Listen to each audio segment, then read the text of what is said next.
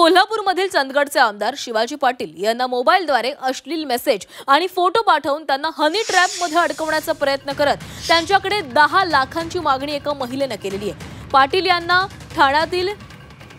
यांनी ठाण्यातील चितळसर पोलीस ठाण्यामध्ये बुधवारी तक्रार दाखल केल्यानंतर माहिती तंत्रज्ञान कायद्याअंतर्गत गुन्हा दाखल केलेला आहे। ही अनोळखी महिला पाटील यांना गेल्या वर्षभरापासून वेगवेगळ्या मोबाईल क्रमांकावरून फोन करत होती।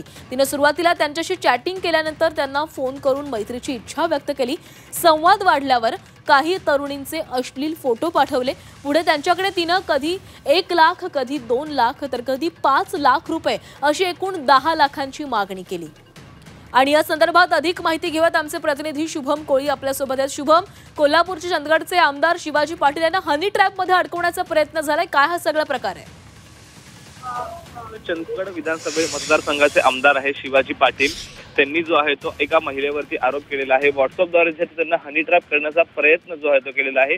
अश्लील मेसेज असतील, त्याचबरोबर अश्लील व्हिडिओ असतील, त्याच्या माध्यमातून जे आहे टार्गेट जे आहे ते करण्यात आलं होतं आणि त्यानंतर जे आहे ते तब्बल 10 लाखांची मागणी जी आहे ती त्या महिलेने पाटलांकडे जी आहे ती केली होती। आणि हे संपूर्ण घटना घडल्यानंतर जे आहे ते पाटलांनी जे आहे ते पोलीस स्थानकामध्ये धाव घेतलेली आहे आणि त्या महिलेविरोधात जी आहे तक्रार एकंदरीत दाखल केलेली आहे। परंतु ठाणे पोलिसांकडून जे आहे ते त्या महिलेचा शोध घेत आहेत। कारण गेल्या काही दिवसांपूर्वी आपण पाहिलं तर अनेक असे बडा अधिकाऱ्यांचे असतील किंवा नेत्यांचे असतील हनी ट्रॅपचा प्रकार जो आहे तो एक समोर आला होता आणि त्यानंतर आता अशा प्रकारचा पाटलांचे आमदार आहेत त्यांच्या प्रकारची घटना जी आहे ती समोर आल्याने मोठी खळबळ जी सध्या उडालेली आहे।